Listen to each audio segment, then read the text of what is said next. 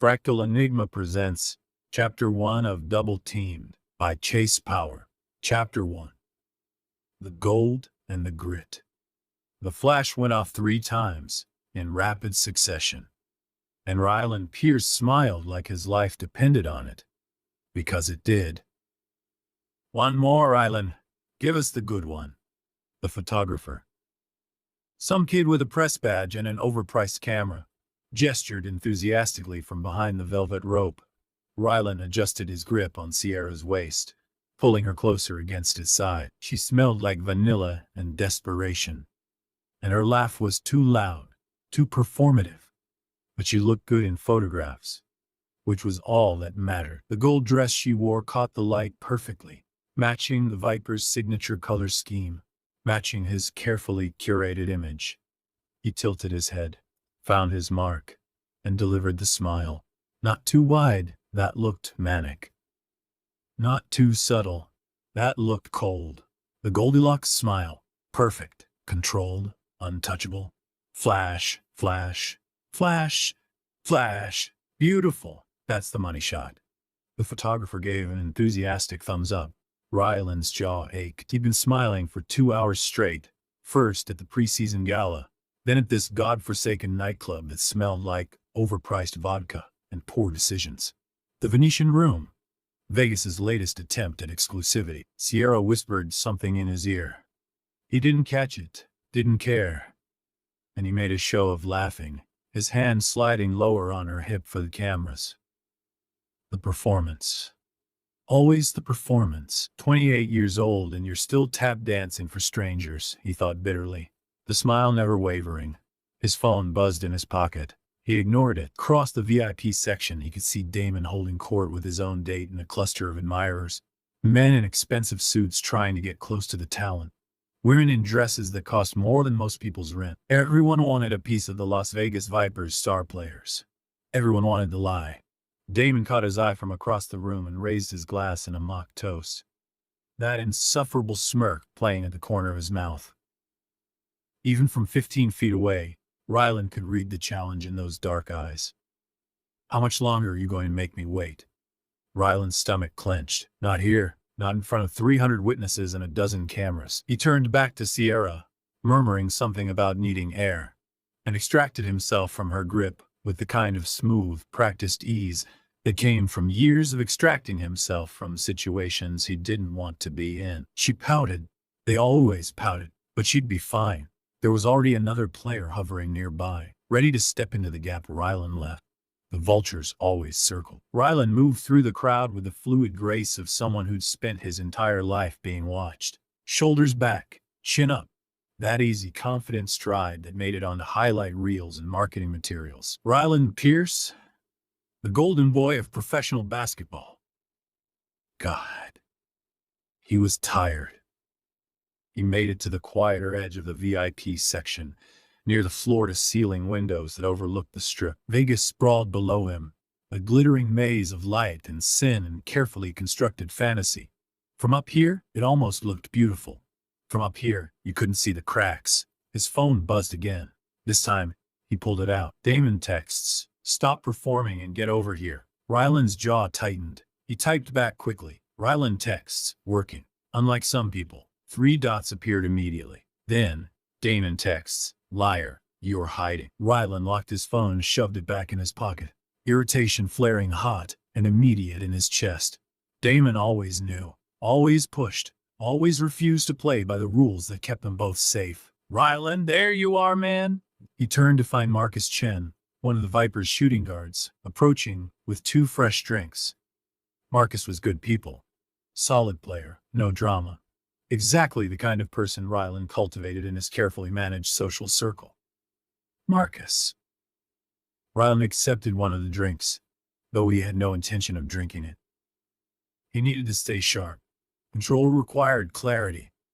Hell of a turnout tonight. Right? I heard they're charging $5,000 a bottle for that champagne. Marcus shook his head, grinning. Vegas, man, wouldn't want to play anywhere else.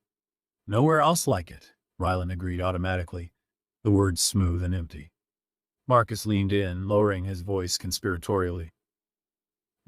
Hey, did you hear about the ownership thing? My agent says it's going through faster than expected. Could be official by December. Rylan's grip tightened on the glass. Where'd your agent hear that?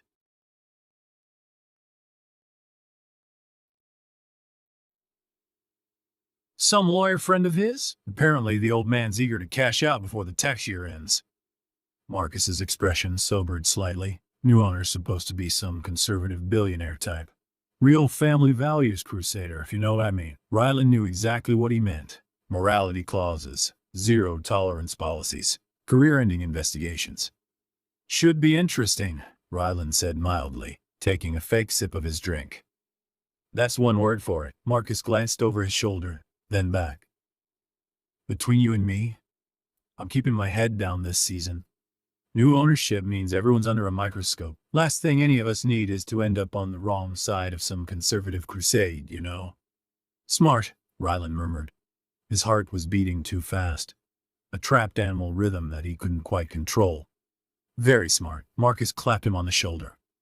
Anyway, man, just wanted to say, hey, looks like your date's getting lonely. He nodded toward Sierra. Better get back to it. Yeah. Thanks for the drink. Marcus disappeared back into the crowd, and Rylan was left standing alone by the window, staring down at the city that had made him and could destroy him just as easily. His reflection stared back at him in the glass. Tall, angular, perfectly styled. The face that sold jerseys and endorsement deals. The face that hid everything. His phone buzzed a third time. He pulled it out, already knowing what he'd find. Damon texts. We need to talk. Now. Rylan closed his eyes, drew in a slow, controlled breath, then typed, Rylan texts, not here. Damon texts. Then where? This was the moment. The choice he made 50 times a week. The calculation between safety and need, between the performance and the truth. He thought about December, about new ownership, about morality clauses. He thought about Damon's hands on his skin in the dark. His fingers moved across the screen before his brain could stop them. Rylan texts, my place, 30 minutes. Don't be late. He hit send, locked his phone, and turned back toward Sierra with a smile that felt like broken glass in his mouth. The performance continued. Damon Kix had never been good at waiting. He stood in the lobby of Rylan's building, all polished marble and modernist sculptures, and counted the seconds. 23 minutes since Rylan's text. 7 minutes to get here from the club. That meant Rylan was still 23 minutes away, probably making his excuses to the hangers-on, extracting himself with that maddening methodical precision. Damon's fingers drummed against his thigh. The security guard at the desk had already looked over twice. Everyone in this city knew the Vipers' starting lineup. Everyone knew Damon Kix. Most people thought they knew what that meant. His phone was still open to the text thread. My place. 30 minutes. Don't be late. Except Damon had no intention of going to Rylan's place. The penthouse was too safe. Too controlled. Too much Rylan's territory. Damon was tired of rules. Tired of waiting. Tired of pretending that what they had was anything other than what it was. Necessary, consuming, and dangerous as hell. He pulled up a new text. Damon texts, change of plans. 3 dots appeared almost immediately. Rylan text. What? Damon texts. Team facility. Hydrotherapy wing. The 3 dots disappeared. Reappeared. Disappeared again. Rylan texts. Are you insane? Damon smiled to himself, dark and satisfied. Damon texts. You told me not to be late. I'm early. Meet me there. Rylan texts. Damon. No, that's... Damon texts. I'll be waiting. 30 minutes. He locked his phone and turned toward the exit. Outside, the Vegas night was warm and artificial. He drove to the Vipers' training facility with aggressive precision. He needed the risk tonight. Needed Rylan to feel it too.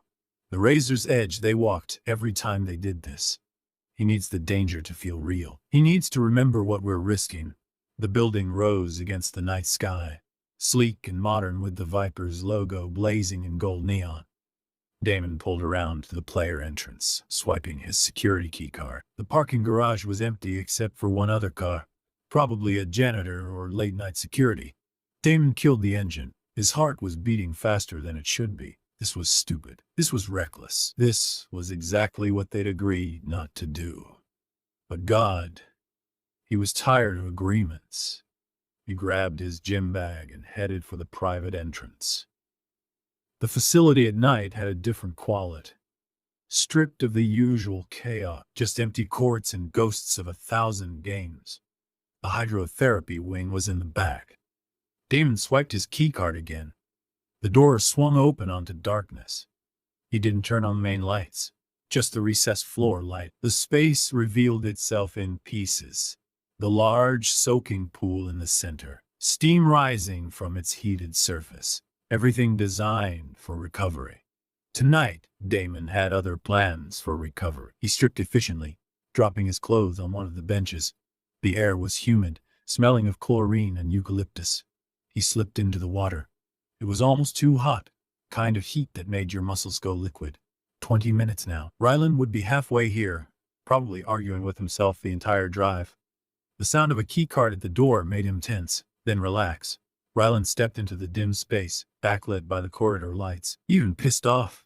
Especially pissed off. Rylan was beautiful. All sharp edges and controlled fury. "You're late," Damon said mildly. Rylan shut the door behind him with more force than necessary. "You're an idiot." Noted. Noted. Damon didn't move from his position in the water. "Going to join me? Or are you planning to stand there and glare all night?" "This is..." Rylan stopped at the pool's edge. "Do you have any idea how many security cameras are in this?" "None in the hydrotherapy wing. Medical privacy laws. I checked." Damon met his eyes. "You really think I'd risk us like that?" Something flickered across Rylan's face. "You already are risking us. Anyone could walk in." "No one will. It's after midnight.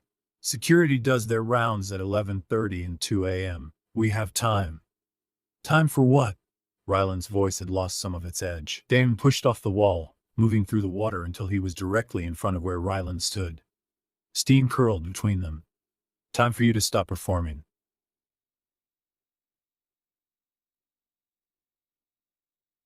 "Stop calculating. Stop being fucking golden boy Rylan Pierce for 5 goddamn minutes and just..." He paused. "Be here. With me. For real." The silence stretched between them, taut and dangerous. Then Rylan moved. He stripped off his shirt, then his slacks, his boxer briefs, until he stood naked at the pool's edge. Rylan slipped into the water, and suddenly they were inches apart. "I am here," Rylan said, his voice rough. "I'm always here, even when it's stupid. Even when it's dangerous. I can't stay away from you." "Good," Damon said. "Because I'm done staying away." He closed the distance between them, his mouth finding Rylan's in a kiss that was desperate and demanding. They'd done this before, so many times before, but it never stopped feeling like the first time. That rush of relief and need, and the absolute certainty that this was right. Damon pressed Rylan back against the pool's edge. "Hey, right. We shouldn't," Rylan started, breathless. "But we are," Damon finished, his hand wrapping around Rylan's cock under the water. "Because this is who we are, what we need, and I'm done pretending otherwise." Rylan's response was lost as Damon stroked him. They moved together in the water, hands and mouths and bodies that knew each other intimately. Neither of them heard the door open. Neither of them noticed the figure standing frozen in the entrance, phone and playbook clattering to the tile floor with a sound like a gunshot. Neither of them realized they'd been seen until it was far too late. Asher Vance had left his playbook in the facility, which was exactly the kind of rookie mistake that would get him benched. He discovered its absence 20 minutes ago and spent the subsequent 15 minutes cursing himself. The playbook was basically his Bible right now. Coach Rivera had made it clear that winging it was not an acceptable strategy for the Vipers' first-round draft pick. Prove yourself or go home, Vance. So here he was, pulling into the facility's parking garage at 12:30 in the morning. Asher killed the engine and grabbed his keycard. "Welcome to the big leagues, kid." He slipped into the empty corridor. The locker room was dark. Asher found his stall by memory. Fluorescent lights flickered to life. There on the bench where he'd left it was the playbook. Navy blue cover. His number, 23, stamped on the front in gold. Relief flooded through him. He needed to memorize the rotations for tomorrow's practice. 22 years old and already under a microscope. Asher was turning to leave when he heard it. A sound from deeper in the facility. Voices, maybe. He paused, listening. The sound came again, muffled and distant, coming from the direction of the hydrotherapy wing. He hesitated. It was probably nothing. He should leave. But what if it was a leak or a security issue? The rookie who couldn't even be bothered to investigate strange noises. God, you're paranoid, he thought. But his feet were already moving. The hydrotherapy wing door was closed, but not locked. Asher pushed it open slowly. The space beyond was dark, except for the dim floor lighting. The smell hit him first. Chlorine, eucalyptus, and something warmer. Musk. Sweat. Asher stepped inside. Hello? Is someone... He rounded the corner of the pool and stopped breathing. Wow. 2 men in the water, naked. One pressed against the pool's edge, head thrown back, the other behind him, hands gripping his hips, their bodies moving together in a rhythm that was unmistakable. Asher's brain short-circuited. Then the one pressed against the wall turned his head. Light eyes, sharp, angular features. Rylan Pierce. Asher's playbook hit the ground with a sound like a gunshot. Smack. His phone followed a second later. Both men froze. Rylan's eyes locked on Asher's. Shock, fury, and a flash of something that looked almost like terror. The other man turned his head, and Asher's dying brain supplied the identification automatically. Damon Kix. Because of course it was. The Vipers' 2 star players, the faces of the franchise, fucking each other in the team facility. Asher stumbled backward, hitting the wall. Rylan moved first. He pushed away from Damon with a splash and hauled himself up onto the pool deck. 6'7" of naked, furious basketball players stalking toward him. Dawn. Rylan's voice was cold. Sharp, the golden boy persona stripped away. Don't you fucking dare move. Asher couldn't have moved if he wanted to. Damon was climbing out of the pool now too. Up close, naked, dripping wet. He looked dangerous. Asher's voice cracked. I didn't see. I wasn't. The door was open. The door was open, Rylan repeated flatly, invading Asher's space. So you thought you'd just walk in? Take a look? Maybe grab some pictures for Twitter? No. God, no. I left my playbook. I heard noises, I thought. You thought what? Rylan took another step closer. That you'd investigate? Play hero? I thought there might be a problem, Asher whispered. I didn't know anyone was here, but now you do. Damon's voice came from behind Rylan, deeper, rougher. Now you know exactly who's here. And exactly what we were doing. The room tilted. This couldn't be happening. He was about to become a footnote in the biggest scandal in basketball history. The rookie who destroyed the Vipers. Please, he heard himself say. Please, I won't. I'll never. You have to believe me. I won't tell anyone. I swear. You're damn right you won't, Rylan said softly. Damon moved to stand beside Rylan now. Here's the problem, Vance. You walk out of here. You go home. You promise to forget. But every time you look at us in practice, every time we're on the court together, you're going to remember this. And eventually, that's going to show. I won't, Asher insisted. Are you? Rylan bored into him. Because the alternative to believing you is destroying your career before it starts. Reporting you to management. Saying you tried to blackmail us. Is your ability to keep secrets really worth betting your entire future on? You wouldn't, Asher gasped. Isn't it? Rylan tilted his head. You saw something that could destroy us, and now you have leverage, whether you want it or not. But I don't want it. I just want to play basketball. I just want my contract so I can help my family. That's all. Damon and Rylan exchanged a look. Then maybe, Damon said slowly. We can help each other. What? You want your contract, Rylan said. Aye. What? Your contract? We can make sure you become the player everyone thinks you can be. We can protect you, train you, guide you. In exchange for what? Asher whispered. Your silence, Damon said. And more than that, you become part of our circle. You let us mentor you. You spend time with us.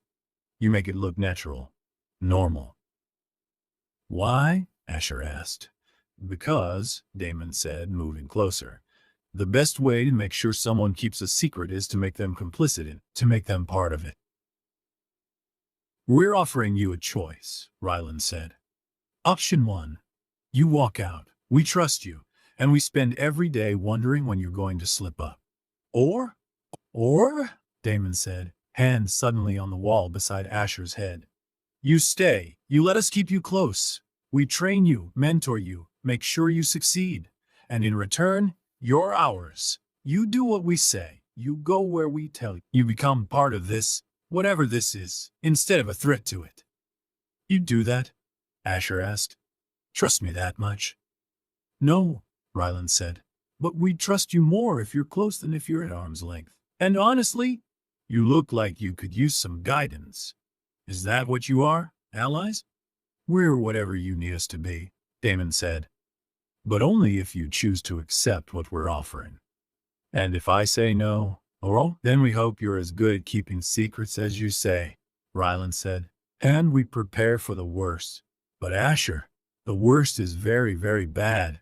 For all of us, but especially for you. Asher heard the desperation under the threat. These gods of basketball were terrified, and they were offering him a lifeline.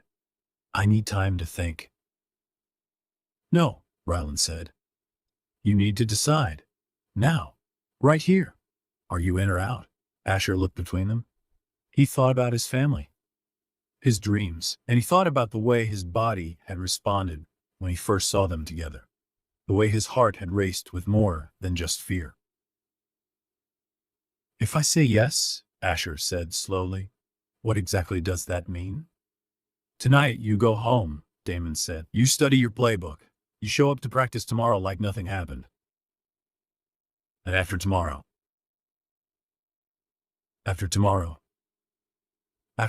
you come to a private training session, Rylan said. Just you and Damon. You learn. You start building a relationship that will make our closeness look natural. And then we see, Damon said. We take it day by day. We learn to trust you. You learn to trust you. Just training and mentorship. That's it? Just training and mentorship? That's it, Rylan confirmed. Nothing more.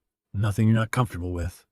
But the way Damon was looking at him suggested it might not stay that simple. The way Asher's body was responding to their proximity suggested he might not want it to stay that simple.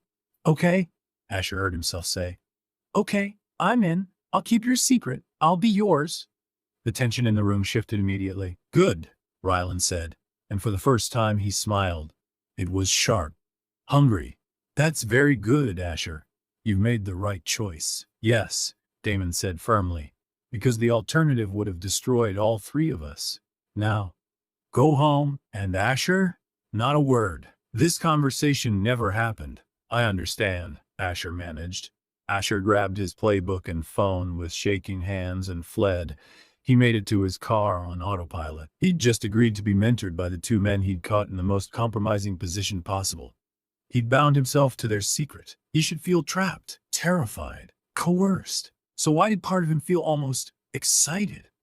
As he lay in bed an hour later, trying to process everything, one thought kept circling back. They'd said yours. You're ours. And God help him, part of Asher wanted that to mean more than it probably did.